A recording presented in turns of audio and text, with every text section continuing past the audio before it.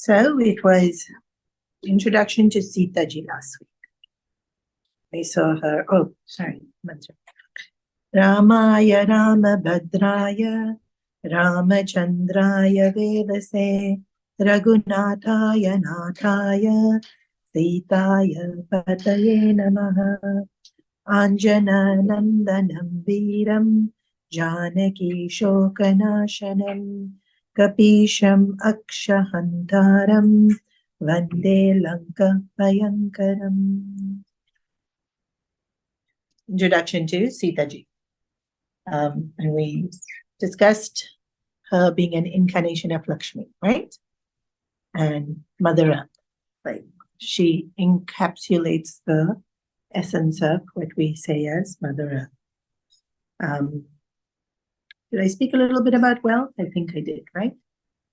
Sita ji being wealth and how all our wealth is from Earth. And how,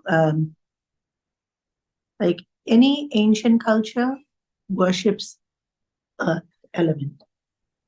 So you see all the tribal religions, or you see Egyptian religion, quite a few, where it's the elements and it's Earth itself. Native American being the one that comes to mind the easiest, but it's actually all. Even that one, that calendar, and then the world was supposed to end. What was that one? Mayan culture. Yeah, even there, a lot of Mother Earth. And now what they call it, what they practiced before Christianity became popular?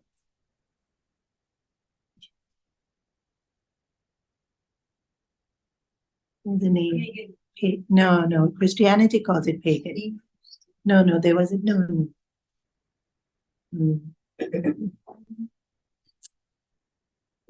Nice name it is. But basically, before Christianity became popular in Europe and London, the tradition that used to be followed was also a lot to do with Earth. No, I'm not remembering the name. It's okay. No, doesn't matter what it was, but on the tip of my tongue. But they used to worship Earth. And in fact, all those beautiful pictures of, the mountains being her face and the rivers being her hair comes from that tradition, pre-Christian European tradition. And you must remember it was rural culture. The whole world was rural culture then. India was rural culture, even the West, it was rural culture. And so I think there was, in rural culture, you really get a sense of how your life is dependent on the Earth. You really get a sense of how we are just specks of dust on this vast creation that is so beautiful, and how everything works so incredibly together, and we just get to enjoy it. I think because we now live such urbanized lives, we're so disconnected from that our kids don't even appreciate that all wealth comes from Earth. And so Earth itself is our greatest wealth. So Mother Lakshmi, being goddess of wealth, is really this concept, not specifically money. And so resourcefulness also, because it's quite resourceful. Like if you see how a plant will grow in between the cracks of bricks or concrete, it just figures it out. Or sometimes in nature also, like somewhere high around a tree, and you think how it got here. Or if you see how birds make nests, or even bees make hives, and it's like ingenious, man. Really, really, really ingenious. And how a caterpillar weaves a cocoon. So innovativity. Lakshmi is this innovativity of being able to create what's needed. And of course, everyone's doing it all the time, but really India takes the cake with some of these innovativities. And then roller skates and rollerblades became popular, and then poor people in India obviously couldn't go and buy, and they created their own. Like how they would stick with, they'd make it work also, huh?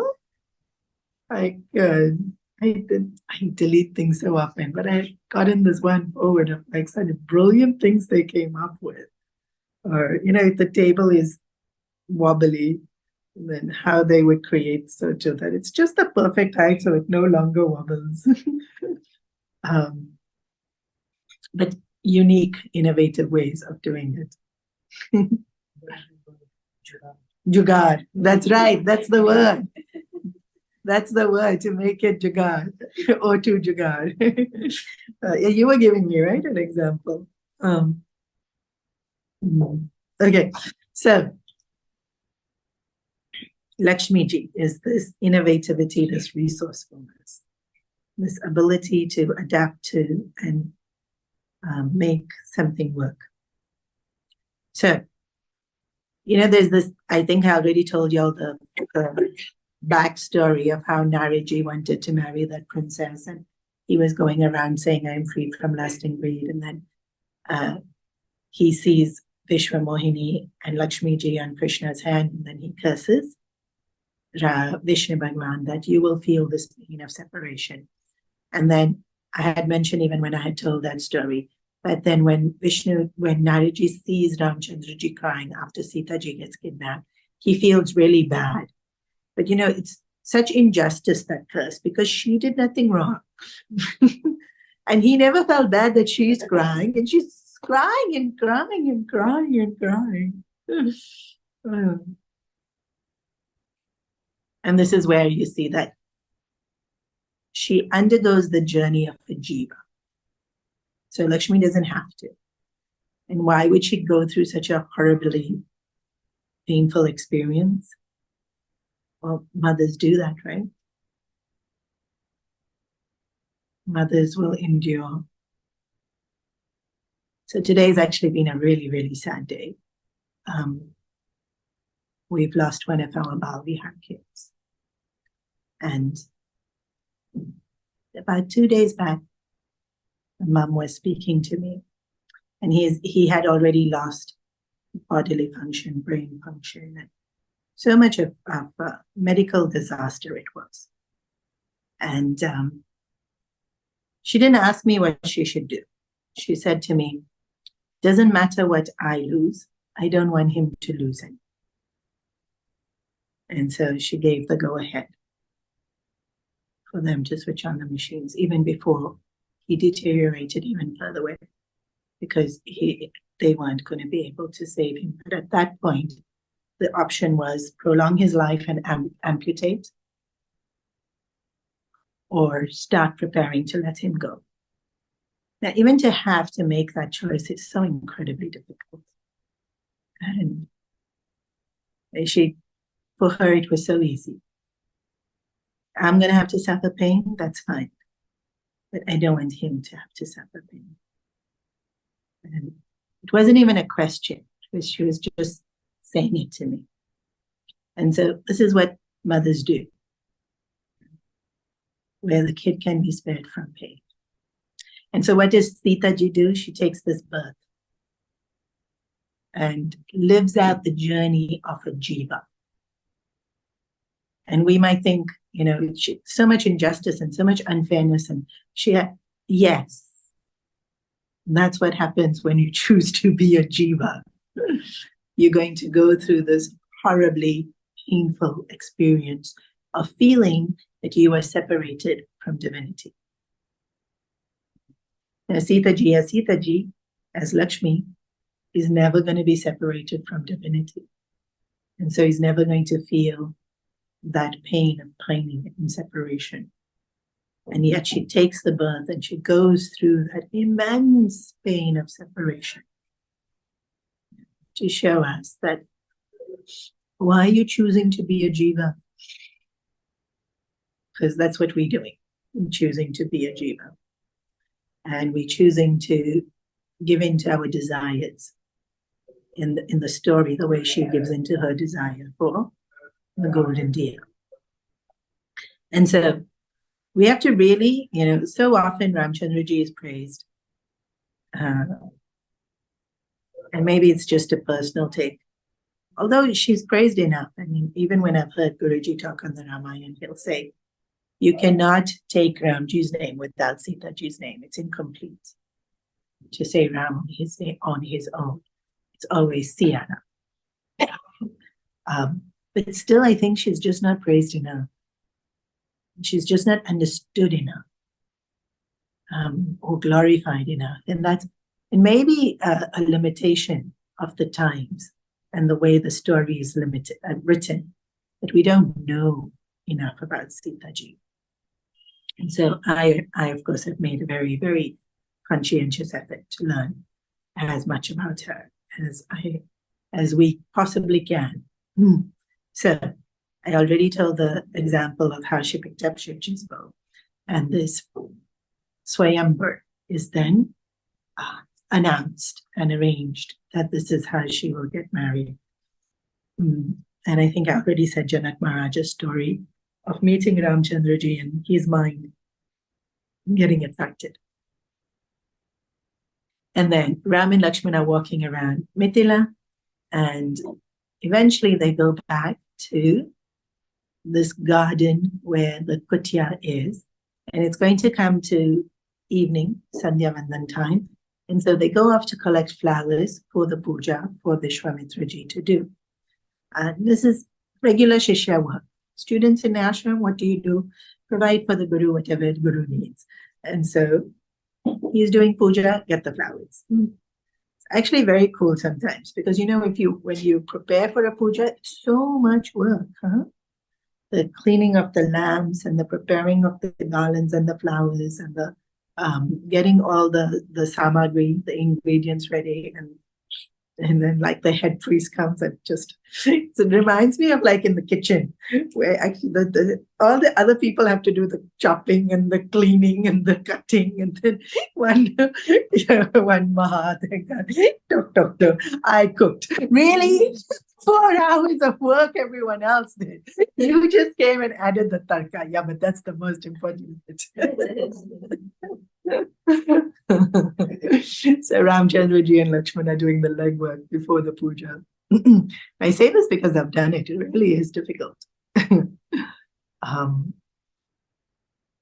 Getting the flowers. So they're walking through the garden.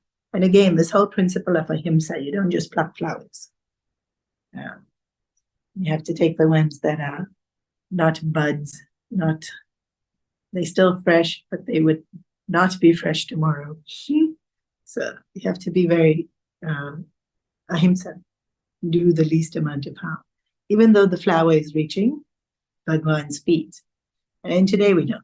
Today we just go and buy in the supermarket, but actually going and choosing the flowers, which is what Shabri used to do also, right?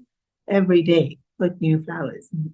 You choose the ones that are not, that are fresh that day, but not going to live much longer. You don't take the ones that have lifespan. So it takes a while, and it takes attentiveness, not just pluck, pluck, pluck, pluck. And there's that care. When you pluck it gently, because that spirit of ahimsa. And so, of course, Ramchandraji and Lakshmana doing this with proper seva bhav for the Guru, practicing all the principles. And so they're in the garden. So the kutia is in the garden that they're going to live in. And also, there's this beautiful Devi mandir in the garden of Parvati Ji. And so tomorrow is the Swayamvar in the story of the Ramayana. In Hong Kong, tomorrow's nothing. In the story of the Ramayana, tomorrow is the Swayamvar. And so she decides she wants to pray to Parvati Ji for a good husband. And this is traditional Hindu practice. You always pray to Parvati Ji for a good husband. Why Parvati Ji? Because she got the best husband. And so, if you're going to ask somebody for something, they should have it. There's no point in asking somebody for something when they don't have it. So it's always Parvati ji, huh? Never pray to Saraswati for good husband. Hint, hint. No, I'm sure Brahmaji is fine. He did get cursed. Actually, Vishnu and Lakshmi, in this incarnation of Ram and Sita, are extremely romantic. Like even now, when you have all this artwork that was done for the Ayodhya Mandir, the pictures of Ram and Sita are so sweetly romantic. And they were. They really were. But in Krishna Avatar, not so much. Although some people say Radha was an avatar of Lakshmi, and in some yugas, yes. And then that was, well, that's a very sad ending, no? So it can't be romantic. They never actually end up with each other. They only bind. But, yeah, well, I guess in a way, Ram and Sita don't either. But they got a lot more time together. Coming back to the point, she goes to Parvati ji to pray. Just realize even they didn't end up together. This romance dies in every single time. Only Parvati ji hasn't. Huh? Parvati still has Shiva with her. Yeah. Radha never got to be with Krishna. Sita ji never had the. Well, she got, but in the end, she wasn't with Ram. So, if you want to pray for good husband, Parvati ji.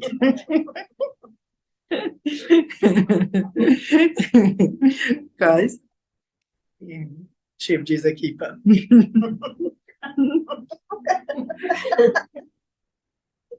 So,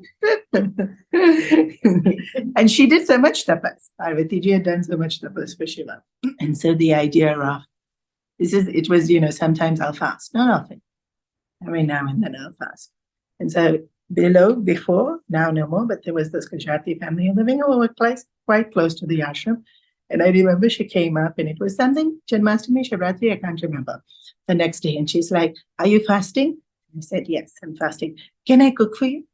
And I said, "But I'm fasting." "Yeah, I'll make sabudana khichdi and I'll make the vrat food and I can make." For some people, when they're fasting, they allowed certain types of fruit, right? Like with Ekadashi fast and things like that. And some people, and I said, no, fasting means no food. "No, you should eat something." And I'm like, "Why are you so keen?" And she said, "Because if you don't fast, but if you feed somebody who's fasting, you get their punya." I cannot fast. But if you're fasting,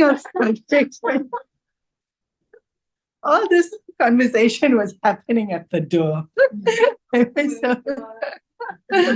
So this is the same kind of thing that Parvati ji did so much tapas. Now maybe I'm not doing so much tapas, but I'll pray to her. So some of the tapas that she did, even I will be able to benefit from. This is really a thing, huh? There's this underlying trait in Hinduism. And why is it there? Is it like a cheat? Is it a loophole? No. And when we talk about the path of Dharma and Bhagwan protecting that path of Dharma, that Dharma samstapanarthaya sambhavani yuge, that verse in the Gita that comes. But why does he take avatar? To protect Dharma. So the only way to protect Dharma is to make sure people do it. So the idea here is, if I'm not able to do it in its absolute form, then at least support the ones who are doing it to make sure that they keep doing it. So it's such a nice sentence, right? Like, please do fast. But if you really can't, then go help somebody else who's fasting. That way it's reminding you also that this is the ideal. It's supporting them to make sure they actually do it. And that's the whole idea. And so you'll see it all the time in all these sayings and in terms of, and if you feel like it's a loophole, but it's not a loophole. And in fact, so often if somebody is cooking for somebody who's fasting, they're not fasting, but they're doing seva. So they're still doing dharma.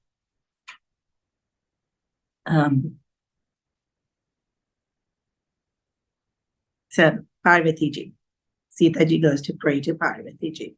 So en route to the mandir, Sita ji and Ramchandra ji's eyes meet. So he's picking flowers for his guru.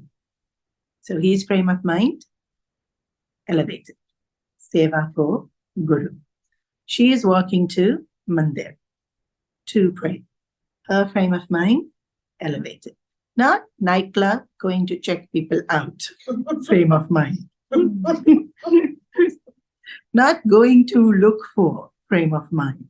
Right? They in the frame of mind of sattva. Right? Then their eyes meet. Now in that Ramayana series, that when the Ramana, what's it called? That old one, not the new one. Apparently there's a new one now since the mandir has been opened. That's very good. But the old one, the old one. Raman and Sagars. I watched this episode and stopwatched how long it was when Ram first saw Sita and Sita saw Ram till the first dialogue. It was 5 minutes.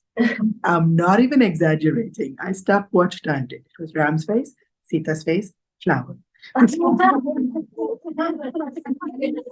face, Sita's face, Lakshman's face, flower.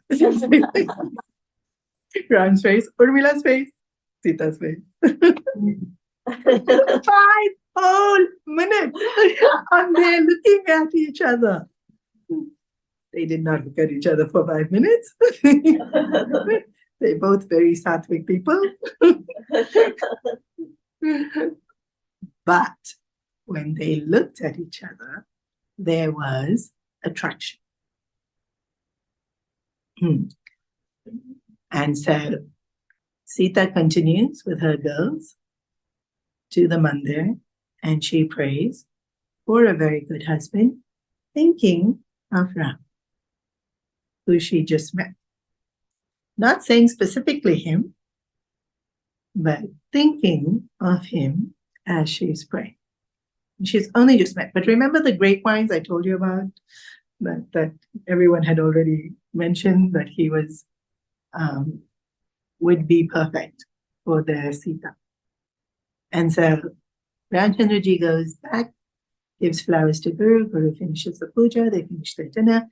Then they massaged Vishwamitra's feet. Again, seva to Guru. So before he falls asleep, they used to massage his feet. A tradition that is still followed quite widely in India today. Not just for Guru, but sometimes even for parents and grandparents. The kids will massage. And so Guru goes to sleep. And very often Guru pretends to go to sleep so that the students can now go.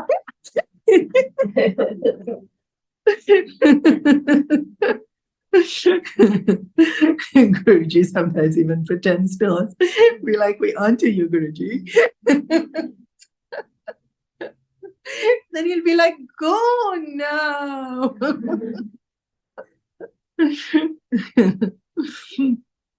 And so after they massage Guru's feet, then they go to their room. Now Lakshman is massaging Ramchandraji's. So Lakshman remains dasi. He remains in that sense of seva bhava, which is why we will praise Lakshmi. Right? Like, of course, Ram is Ram. But to be able to stay in the seva bhava is not necessarily easy. Like, we can do it and then we want to like have a break from it. But Lakshman spent all day serving Vishwamitraji. And then now done. And he continues to serve. And so to be able to have that, like really that detachment from importance of me. The other person remains important at all times. And every moment of the Ramayana, never once has Lakshman faltered. Not even for like a millisecond. Neither has Bharat or Shatrughan. But Lakshman has the privilege of being with Ramchandraji the entire time. And so there's always both are difficult and both are difficult in some ways and both are easy in some ways. So Bharat serves, but from far. Yeah. That has its own challenges. And in a way you can just relax also because the person's not there. Whereas when the person's there, the joy is that the person's there, but it's also more tiring to be in that frame of mind continuously when the person is there. And so this conversation now happens between Ramchandraji and Lakshman, where Ramchandraji says, she has to be my chosen wife. And so, because of course Lakshman noticed this look. It's not like Ramchandraji is looking at women every day. Very respectful, and he wouldn't look with this look. It lingered a little bit longer than it should have lingered. Lakshman's like, And of course, ever supportive of whatever he did. And also younger brothers, siblings will be a little bit musty. So he asked, so, what do you think? But he didn't say those words. Correct diplomatic words of that generation for servants to speak to masters. And Ramchandraji answered that she has to be my future wife. And so Lakshman smiles and he understands. But Ramchandraji explains anyways, probably for our benefit, because Lakshman already understood. And so remember when I said, Janak Maharaj said, you have to be God because my mind does not get attracted. Ramchandraji now says the same. My mind would not get attracted if it was a dharma. And so if I'm feeling attraction, it must be dharma. And so here again, of course he's an avatar, but to have this confidence in our own mind would require so much self-control, so much awareness of what's going on in our mind. So much honesty with ourselves.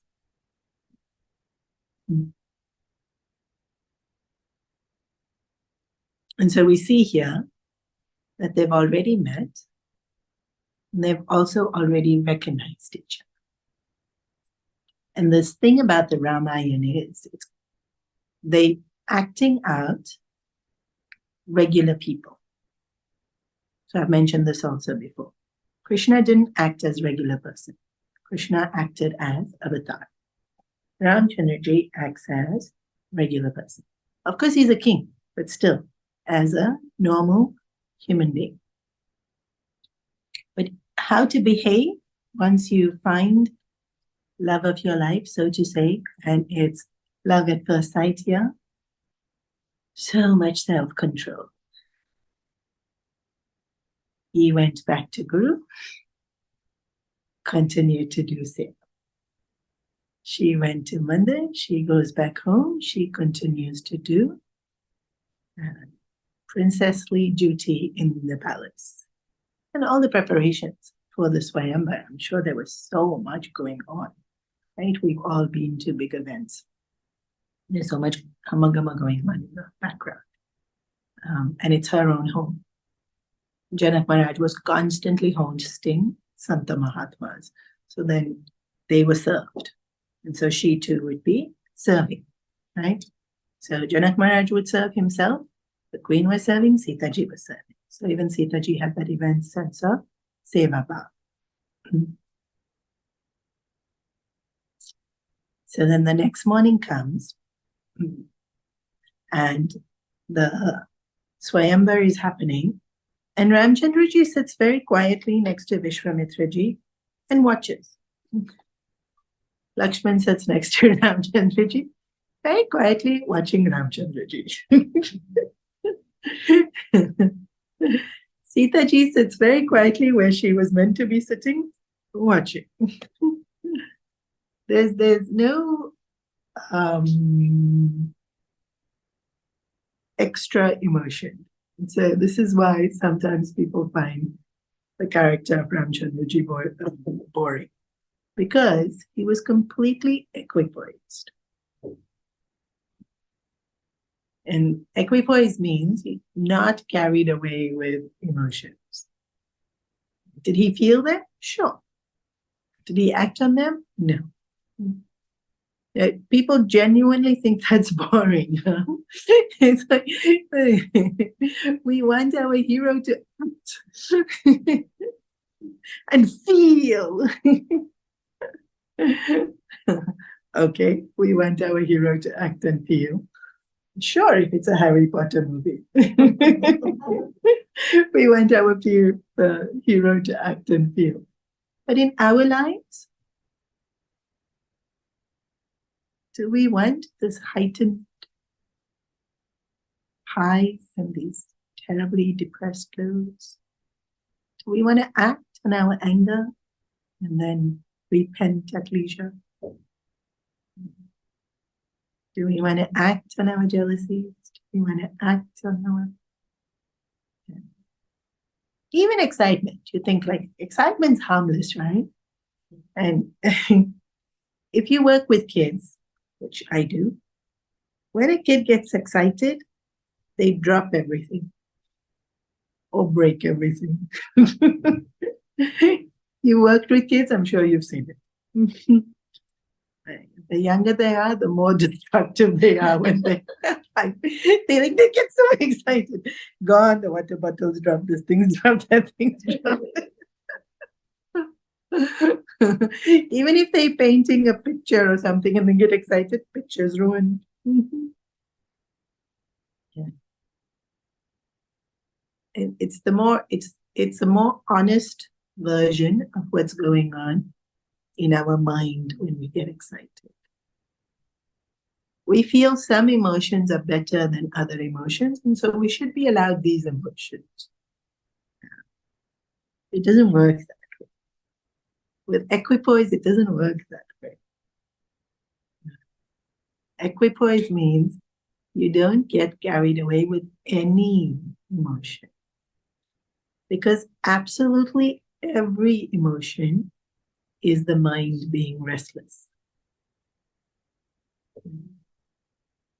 And so only act or only make decisions when the mind is calm, not restless. So I'm going to repeat. Did he feel emotions? Yes. Did he act on emotions? No. Unless appropriate. So we'll see now. When it's appropriate, he'll act. But right now, is it appropriate for him to get all excited? I want to go pick up the boy. I want to go pick up. No. Why isn't it appropriate? He's Vishwamitra's student, servant, student, proxy. Was he invited to the Swayamvar? No. Did he come as a prince to the Swayamvar? No.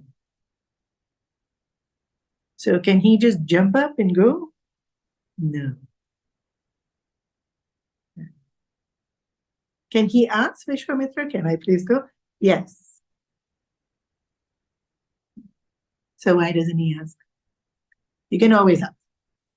Parents, Guru, you can always ask. Why doesn't he ask?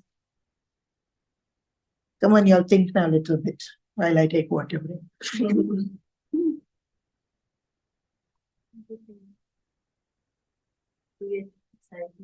No, it won't necessarily create excitement. doesn't trust that Guru knows. Right. That. You trust Guru. But Guru doesn't know that he likes Sita. How can that be?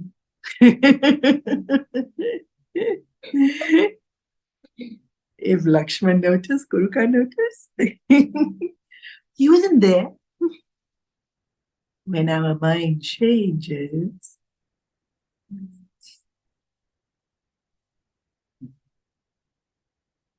so he doesn't ask. Because there's immense faith. He knows I'm here. Also, he brought me here. He took me from my father's palace, saying I had to kill Rakshasas. Kill them. Job's over. I should go back home. He said no. Job's not over.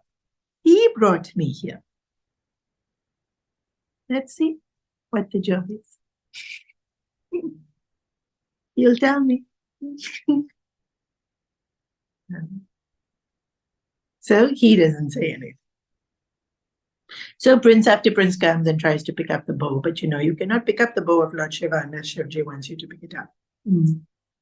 Or you have the blessings or you have that strength. So Shivji's bow doesn't budge. And then Janak Maharaj, again, realized him. So must be in on the whole plot and the plot twist. Must be in on it, right?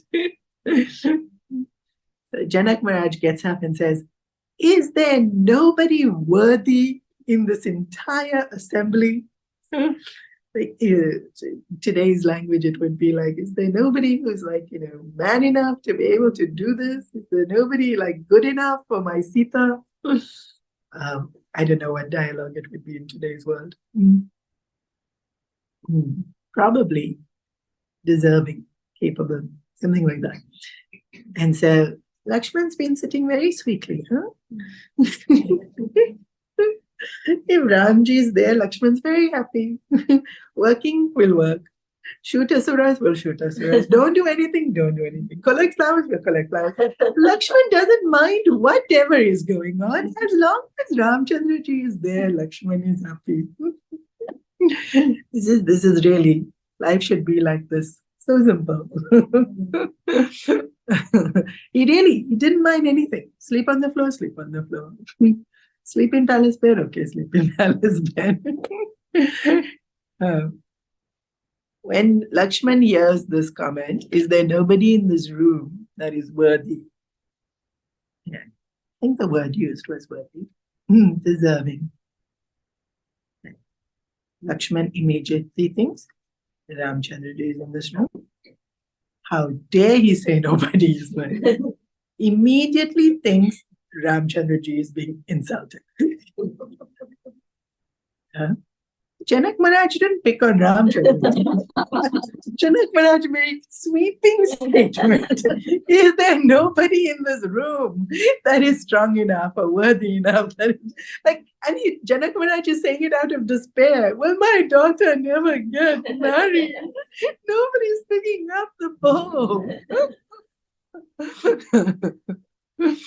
What does Lakshman hear?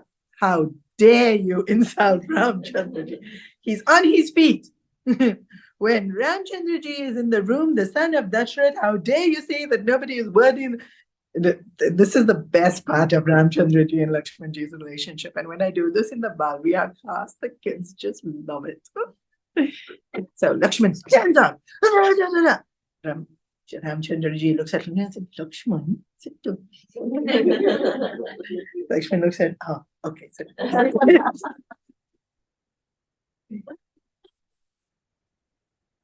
That's literally what happens. Is that perceived insult to Ramchandraji. He is up on his feet, yelling and screaming, defending Ramchandraji's honor. Ramchandraji looks at him, says his name so softly, huh? Lakshman looks straight at her, stops talking, stops everything else. Ramchandraji has said his name. He looks at Ram. What's the instruction? Sit down. He sits down. Be quiet, he'd be quiet. He was mid-sentence, huh? And does he question Ramchandraji? No. Instruction given, listens. It's Lakshman's glory. Firstly, Ramchandraji wasn't personally being insulted, but yes, it's an insult because it was being said to everybody in the room. Even that much insult of Bhagwan will not be tolerated. It is said in our scriptures, where God and Guru is being insulted, you should walk out. Do not stay in that room and continue to listen to God and Guru being insulted. Either you defend or you walk out.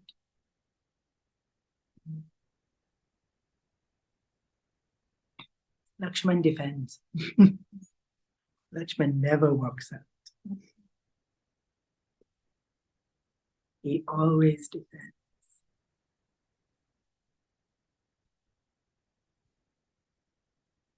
So after Lakshman makes a scene, Vishwamitraji looks at Ramchandraji and says, would you like to go and try?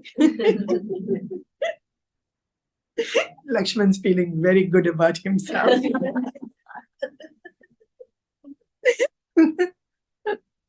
Finally, Guru has understood. My poor Ramchandraji is sitting here waiting patiently. He didn't do it for that purpose, but he's got this cuteness of this younger brother who sees his older brother as the whole world. Ramchandraji says, if that is your blessing, with your blessings, I will go. And only if that is your instruction. So Vishwamitraji says, yes, go. It is time. Because this is why Vishwamitraji has brought him to the Dhanushya to start with. And so Ramchandraji goes up. And of course, he picks up the bow. But before he picks up the bow, he bows down to it. So you see that he has immense respect. And just this last week before, the Bhagavad Gita class, the word ahimsa came. Ahimsa is doing the least amount of harm. But even the way we treat objects, like if it's inbuilt for us to be gentle. We don't just grab things, we don't just bang things. There's the intention of gentleness and care, even with inanimate things, then it will be so much more with people and beings. It's just that mindset. So what do we see with Ramchandraji's mindset? There's the general attitude of respect. The respect he shows Vishwamitraji. And when he does get to the bow, of course, everyone greets Janak Maharaj, and that's protocol. So he follows all the protocol of the decorum of when you act as Swayambhar, you bow down. You get the blessings of the king, family member's father, and then when he goes to the bow, he bows down to the bow. Which you would think would be such a natural thing to do, considering it's the bow of Lord Shiva. No, but before him did it. Maybe they forgot it's the bow of Lord Shiva. Or maybe so excited to prove themselves. Or to get the desire fulfilled. In the excitement of getting desire fulfilled, we forget to invoke grace and blessing. In the desire of portraying ourselves to be a certain way, we can easily forget. Invoke grace and blessings. And yet it's so much a part of traditional culture. Before doing anything, invoke grace and blessing. So Ramchandraji bows down to the bow and picks it up easily with one hand. He then puts it on the floor and he strings it. Now, when you string a bow, it curves. And he must have strung it too tight. Or maybe it was already time for Shivji's bow to go back to Shivji because it breaks. It cracks in the middle, and because it's Shivji's bow, there's thunder and there's lightning.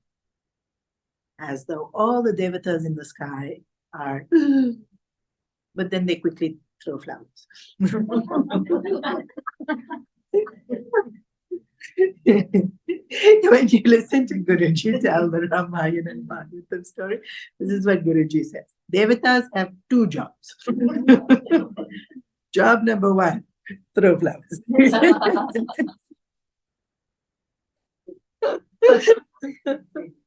And, there's no avatar happening at the moment. But I wish I was alive when an avatar was there so I could see if the flowers actually reach Earth or not. Do the flowers stay in heaven and we never get to see them? I don't know. Because so many things happen in heaven that don't reach Earth, right?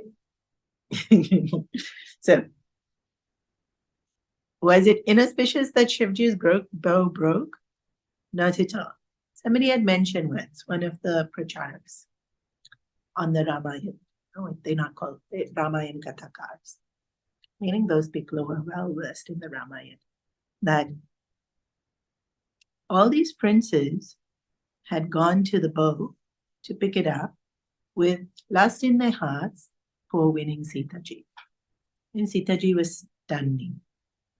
In fact, one of the virtues or wealths of Lakshmi is beauty. They're all beautiful. Durga, Lakshmi, Saraswati are all beautiful.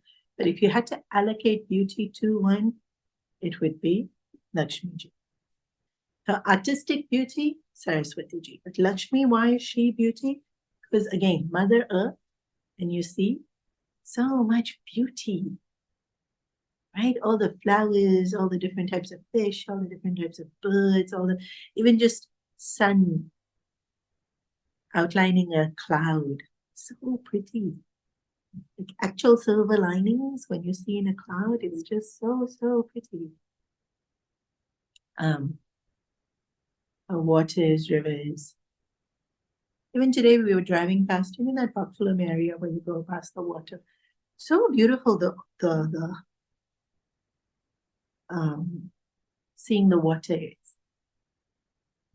So, beauty. She is beauty. So many people looked at her wanting beauty. And so Shivji didn't like this bow anymore because it had collected all their not sattvic intentions. So to purify the bow, Ramchandraji had to break it. Because nothing of Shivji wouldn't touch it. After Sitaji has been looked at in that way, Shivji would never touch that bow. Shivji sees Sitaji as mother and will not accept anything other than the bhav of mother. That's why even when Sati takes Sitaji's form, he won't accept Sati back as wife. He now treats Sati as mother. So Ramchandraji breaks the bow. Because, otherwise, especially when you're telling the story to the Bhavya kids, like, is it good to break something? Like, yes, he bowing down, showing respect, and then he breaks it. Like, no, he's supposed to treat things carefully, especially if he showed respect. And that's why I emphasize that he did have respect. The respect was to Shivji, Shivji's wish. And so Shivji's broke. There might be other reasons as well. But this is one of the reasons that I've heard for why Shivji's bow had to be broken. And so, but the breaking of the bow, the sound resonated for kilometers and kilometers and kilometers.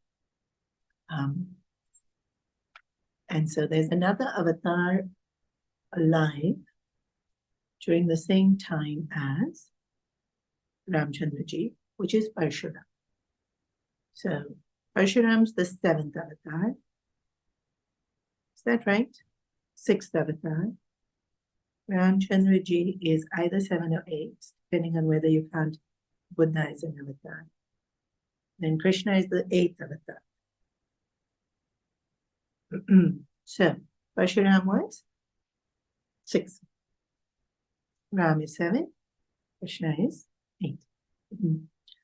So Parshuram is still alive. He came as an avatar. Then Ramchandraji is already born as an avatar. So there were 2 avatars on earth at the same time. This is also very fascinating. So when the bow breaks, Parshuram hears it. And Parshuram's purpose of his avatar was to destroy all the wicked kings of that time. And so he was highly alert to any adharma being done specifically by a king. He hears Shiva's bow being broken. And it was kept in Janak Maharaja's palace. Who dare breaks Shiva's bow? And he comes to search for that. So the exact details of that now we will see next week. But let's just talk about, or we can finish it today. Let's see how we go. That they were here at the same time. So when we understand this concept of avatar, the word avatar means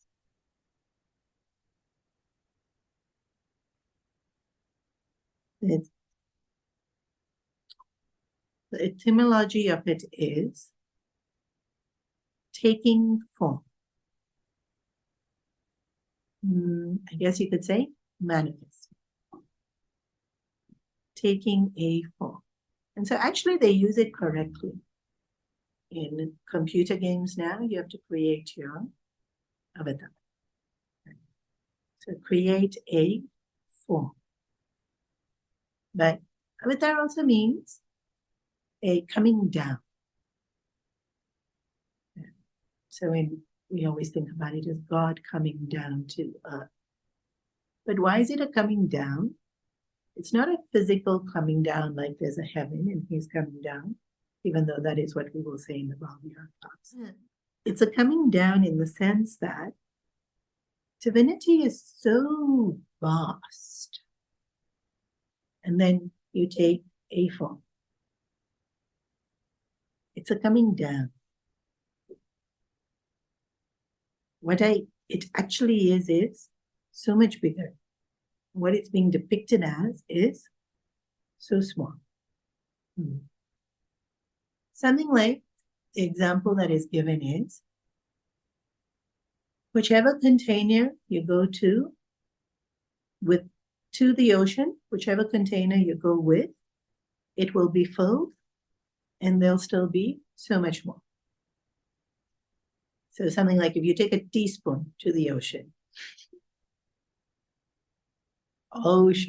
you got your little teaspoon. And then this analogy is given in so many ways. Or you take your cup. You can take one big bada bucket also. Or you can take one of those big vans, right? In India, like especially during COVID, when they were transporting water back and forth. Such a big van that fills up like a whole swimming pool of water. You take it to the ocean. Fill. Ocean's not less. It's not less. Doesn't matter how much you take out of it. Ocean is not less. In the same way, if you think of ocean as divinity, and then out of ocean, one form is taken. Ocean is still so vast and so infinite. This form is your bucket that you've taken out. So this avatar of even just Vishnu, not even all of divinity, all of divinity get personified as Vishnu. Okay, let's say if you're even seeing that as all of divinity, Ishvara principle, then what comes down as Ram is so little. So can there be two avatars at the same time? Definitely. Because what comes down as one is so little compared to the vastness of what is there. Plus, each avatar doesn't have that same strength. I think I'd mentioned this also, right? They call colors. Like in electricity, you say 60 watts or 100 watts, and then it shines brighter. So with the avatars also, they take different shines, the strengths, and some are less. Ramchandraji and Krishna actually are full strength, but Ramchandraji is 12 and Krishna is 16 colors. So that's why temples like ISKCON and all of that will say he's the most powerful. Because 16 is higher in number than 12. But in Taitra Yuga, when Ramchandraji came, there was only 12 colors. So 12 out of 12 is 100%. In Dwapara Yuga, when Krishna took avatar, there were 16 colors. So 16 out of 16 is also 100%. So they're the same. Colors is the technical word for, it's hard to explain, like voltage. It's a measuring capacity of manifesting of divinity. Oh, color. No, color. K-A-L-A. Art forms. Generally, So like this the translation, Huh? they use art Krishna forms. is Shodesh. Yeah, 16. Shodesh, I said 16. What's the translation? Color is art. Yeah. Kala is- Yeah. 16. It has more than one meaning. Yeah. It's a division. And it's listed out what the divisions are, what each color is also. I don't know. But Ramchandraji was 100%, Krishna was 100%. So actually, in terms of manifesting of divinity, Krishna is not more. Yeah. But he acted as avatar, whereas Ram acted as man. So you couldn't see it in Ram. And so then again, Krishna, everybody will say, no, Krishna was more. He certainly did more. He was very busy. Carried mountain, jumped on snake, did the Ras Leela. What am I saying? Doesn't matter. Even though they were 100% manifestations of divinity, still small. The other example that Guruji gives when he's explaining avatars is like in the ocean. Again, ocean's a good example of the vastness of divinity. It's closest to what we see as infinite, except for space. The ocean doesn't have a specific form. And then you have like an iceberg in the middle of the ocean. And so then that's now a very distinct concrete physical form in this more fluidness of water. And so you can think of the iceberg as the avatar and the ocean as divinity, which is also a nice analogy, because can you have two icebergs? For sure. In fact, we have way more, right? And so, but different heights and different sizes. And so like your smaller ones will be all your Santa Mahatmas. And then really big icebergs, it will be your avatar. All limitations of examples, right? But it's nice to be able to have a way of seeing it. Now, each avatar has a very specific purpose. Okay? For example, this Narasimha avatar, when Bhagwan comes as half lion and half man, was for the very specific purpose of killing Hiranyakashipu. But no, it was to show that there's just no escaping. Because Hiranyakashipu asked for such a technical boon. I cannot be killed inside or outside, during the day, during the night, not in the air, not on the floor, not by a weapon, not by a person, not by some incredible criteria he had, and he thought he covered all his bases. So what did Bhagwan do? Half man, half lion. So not killed by an animal, not killed by a man. What did Bhagwan do? Put him on his knee. So he was not on the floor, he was not in the air. Used his claws, not by a weapon, not by a person. And what was it? Sunset. Not in the day, not like the purpose of Narasimha Avatar is like, don't try and find loopholes. Just do the right thing. And if you're not going to do the right thing, you better be ready to deal with the consequences, because there's no loopholes. This is one of why Narasimha Bhagwan is one of my favorite avatars. He's really showing you can't get away. I don't think you're smarter than me. You're not.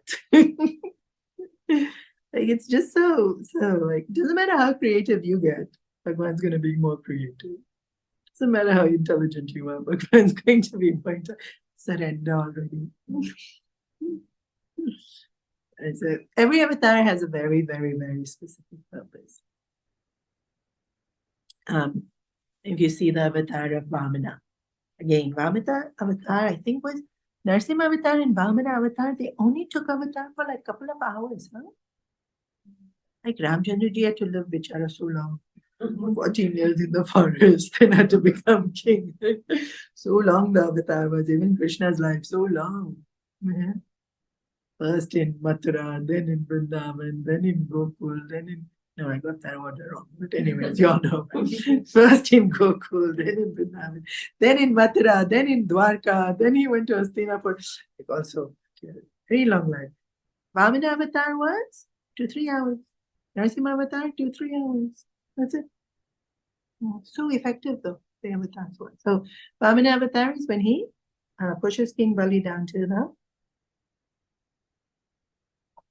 He creates a whole new realm for King Bali. Doesn't send him to hell. Sends him to a heaven that's underneath the earth. But first he takes one step, covers the whole earth, takes 2 steps, covers the whole universe. And then third step, and King Bali says, put it here. And as he steps, he pushes Bali into the earth. The purpose of this avatar, Bhagwan never punishes. Even in giving Suniti her boon, that her sons should win. So King Bali and Indra were fighting. Indra's mom said, I want my son to win. Did some vrata, Bhagwan said, okay. So Indra got to win because Bali got sent into this different loka. But Bhagwan himself became a servant to Bali in this loka. And so much love that today Bali is remembered. Every year, Bali is worshipped, rejoiced, celebrated. Every year, devotees go to the temple of Bali and say, please give us darshan of Bhagwan. Because Bhagwan's with him in that realm. If you don't know the story, you can piece things together. Point is, doesn't matter if you don't know the story. Point is, it appears like a punishment. It appears like he's doing something against Bali in favor of Indra. But it's not. He has no favorites and he never punishes. He only ever gives. Even when he takes, he only ever gives. Even when whatever he gives us is difficult for us to, well, not digest. Well, even digest. Taste, firstly, we may not like the way it tastes. And then, yes, we might have trouble digesting it. It's for us only. It's for our good. Because he will only ever give what is good for us. And with love, he won't hurt us. Even though it may feel very painful. And then when it feels really painful, we have to remind ourselves that it's our definitions of how we see the world that is making us feel pain. Even though it may be, we might think, but this is normal, everyone thinks this way. Yes, it's normal, everyone does think that way. It's still bringing me pain. Yeah. So even if it's normal, doesn't mean I have to think that way.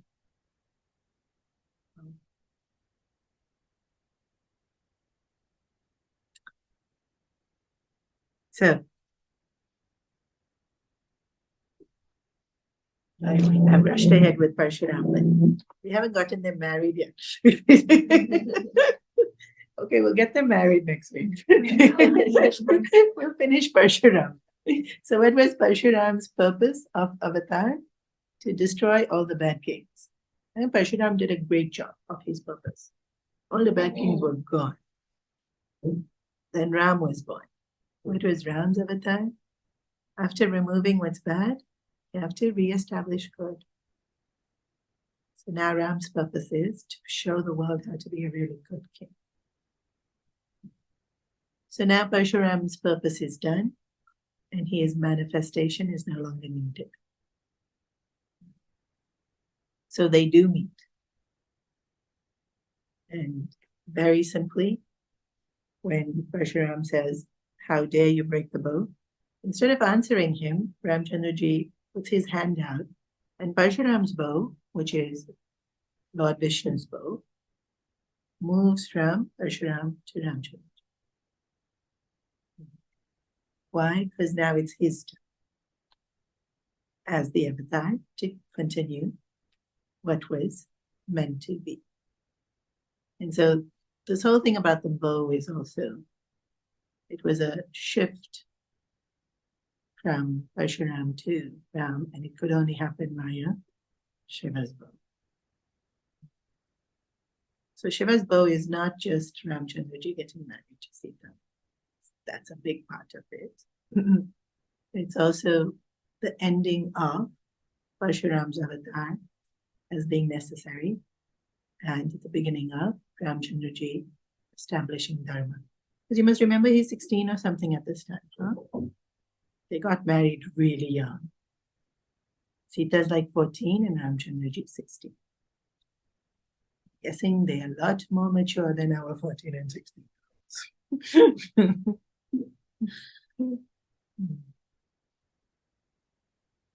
Okay, we'll pause. I have to remember where I paused. We have to go back to Janak Maharaj's court. The bow broke. That's where I have to start next week. The flowers, yeah, Devata showering flowers. Actually, not yet. Devatas are ready to shower the flowers. Any questions? I didn't understand the last bit of the bow. The bow being the transition between Parshuram to Ram. What you didn't understand? I understand what. So Parshuram's purpose was to destroy bad kings. Yeah. He is no longer needed. All bad kings were destroyed. Now you need to create good kings. Parshuram wasn't doing that. Division of labor. Ramchandraji's job now is to create good kings, with the exception of destroying Ravan. Parshuram went to the Himalayas to meditate after he lost his bow. And his punya also, no? He lost his punya. Parshuram's avatar is the most confusing avatar. The most confusing. It's very cryptic, and I don't completely understand it.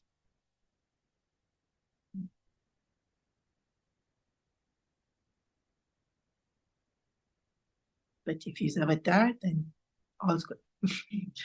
He was good only. Is Chiranjeev. Yeah, he's a Chiranjeev.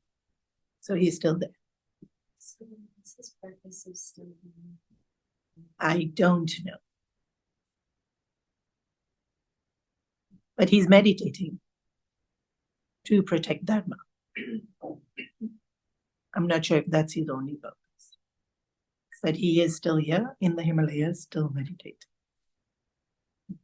He's supposed to be Kalki. Is he? He's supposed to pass on some weapon to Kalki. Oh, he has something for Kalki also? Maybe that's the I didn't know that. Krishna, he didn't give anything to. He never met Krishna. He's there in Mahabharata. He's the Guru. He's Bhishmacharya's Bhishma Pitama's guru. But he never meets Krishna. curses Karan. He curses Karna. He doesn't meet Krishna. Yeah, Parshurama is there in the Mahabharata. But Bhishma is guru, not in the main story. Yeah, he's there. He's Big there. party curses Karna, Vecharo, Karna already had curse. Yeah, Before he met. No, after. Yeah, okay. Because your favorite is Karna, you're saying that's a big part. Otherwise, in the big scheme of Mahabharata, it's really Karna's curse is one small tiny thing. Okay, your Bicharo Karna got cursed. It's very, very sentient about Karna. Even every time I would say he was wretched, she'd look at me with giving him. from getting Christian when he gets cursed. What? Yeah, Karna, but we're not talking about Karna. We're talking about Parshurama. See, Karna stealing everybody's attention.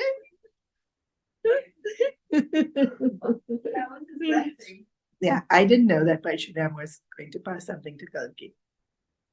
See, learn something every day. He's got a whiles to go. Still another couple of 1,000 years. Yeah, he's Chiranjeevi. But still, that's a long time.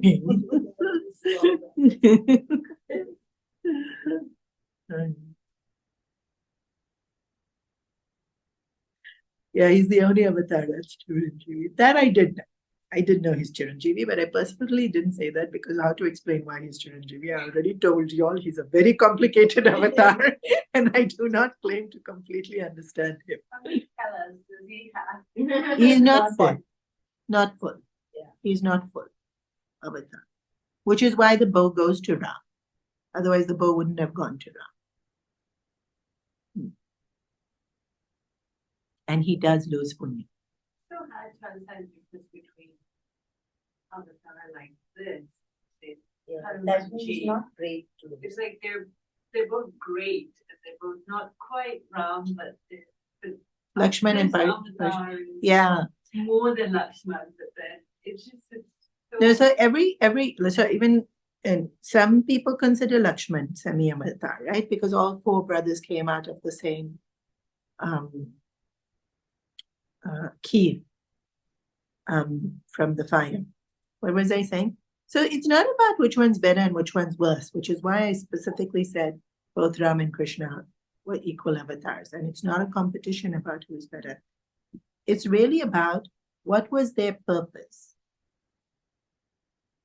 Why did Bhagwan take that form? And that's why I went into Vamana and that's why I went into Narsimha Bhagwan. You understand why, like it's a beautiful story. Actually, both those stories are such beautiful stories, but it's not about the story and the events. It's about understanding the message of that avatar. The message of Ram avatar is how to live. And we might think being equipoised is boring, but when we live equipoised, our life is so much more deep, so much more peaceful, so much, we can accomplish so much more. We can experience divinity so much more. We think, no, we want the highs and lows of life. Then go no.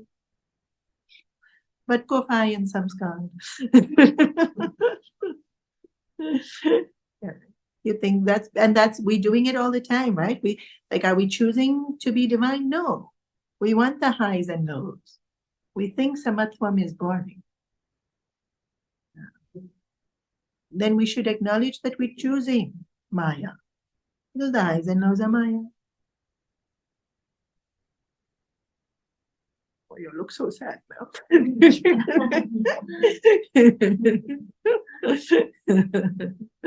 in Samatvam, there's joy, huh? People don't realize there's joy in Samatvam. Because when I can laugh at myself for not giving in to the anger, there's immense joy. There's immense joy in being able to see that. See anger, not give in to it. Yes. Such an awesome joy in that. Like, how can you think Samatwam's boring? Give in to anger and then, yeah, sure, it's not boring. Plenty entertaining. Not necessarily joyful. Entertaining doesn't mean joyful. We're not looking for joyful when we choose the highs and lows. We're looking for entertaining.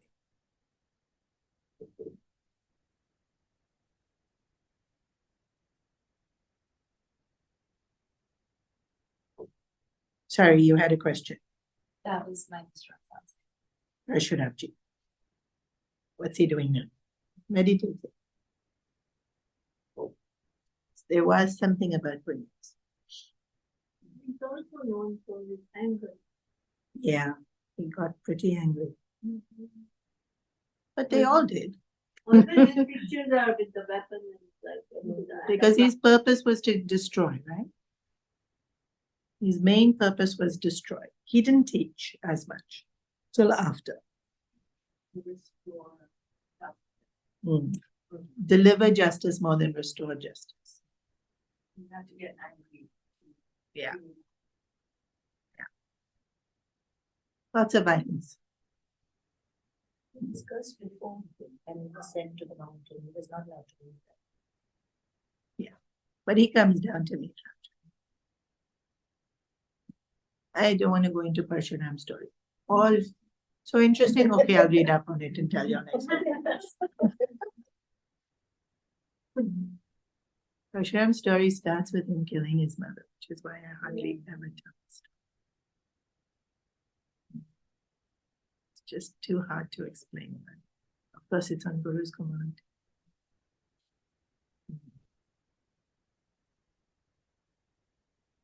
He is not prayed to, there's no temple. No, there's never a temple to Parshurama.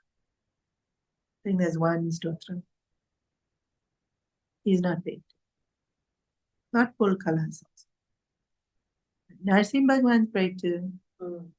They say Yeah. on certain days you take his name and all you get moksha. Ram and Krishna.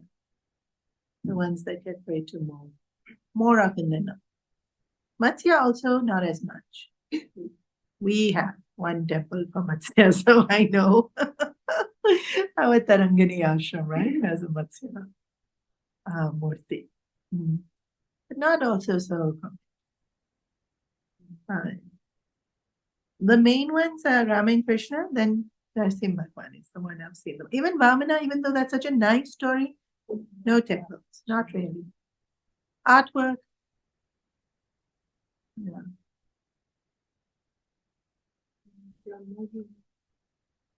Brahmaji? Also no temple. Thank you. In India, no temple. Lots in Bangkok.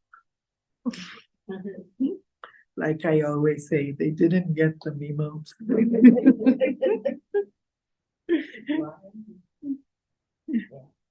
Okay, we conclude.